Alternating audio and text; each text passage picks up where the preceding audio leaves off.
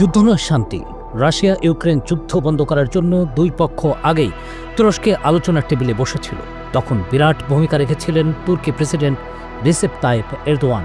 তবে যুদ্ধ থামেনি, এবার আশা জেগেছে, অগ্রগতিও ভালো।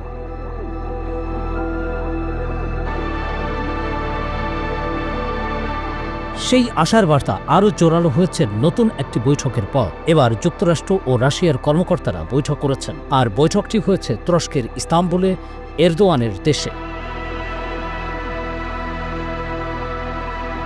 এই বৈঠকের লক্ষ্য যুক্তরাষ্ট্র ও রাশিয়ার মধ্যকার দূরত্ব ঘুচিয়ে ইউক্রেনকে যুদ্ধবিরতির মঞ্চে আনা। এখানেও নেপথ্য নায়ক সেই এরদোয়ান, যিনি যুদ্ধবিরতির জন্য দীর্ঘদিন ধরে মধ্যস্থতা করে আসছেন।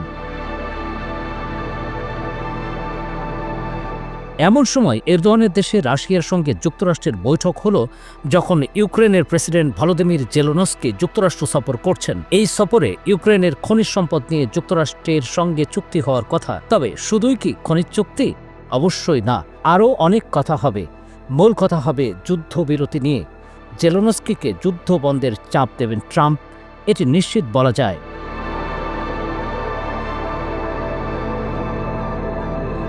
রাশিয়ার সঙ্গে যুক্তরাষ্ট্রের সম্পর্ক স্বাভাবিক হওয়া মানে ইউক্রেনকে যুদ্ধবিরতিতে জোর চাপ দেবেন ট্রাম্প। এমন আভাস পেয়ে পশ্চিমা এলিটদের গা জ্বলছে বলে মন্তব্য করেছেন রুশ প্রেসিডেন্ট ভ্লাদিমির পুতিন। কারো নাম উচ্চারণ না করে পুতিন বলেছেন, যুক্তরাষ্ট্রের সঙ্গে রাশিয়ার সম্পর্ক উন্নয়নের বার্তা পেয়ে আলোচনা ভণ্ডুল করার চেষ্টা করছে পশ্চিমা এলিটরা।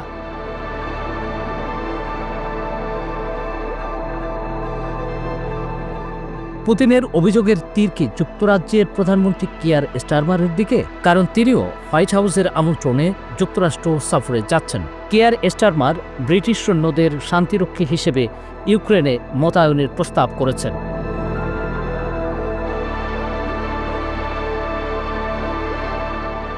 ওদিকে ইউক্রেনের পক্ষে দ্ব্যর্থহীন সমর্থন বজায় রাখার কথা বলেছেন নবনির্বাচিত জার্মান চ্যান্সেলর ফ্রিডরিখ মেটস।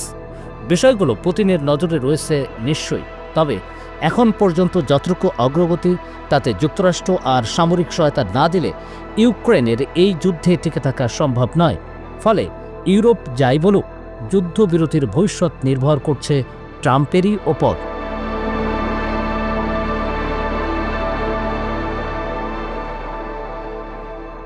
দেশ জুড়ে তোলপাড়, ওয়ালটন ফ্রিজ কিনে হতে পারেন মিলেনিয়ার। এছাড়াও রয়েছে লক্ষ লক্ষ টাকার ক্যাশ ভাউচার সহ কোটি টাকার নিশ্চিত উপহার।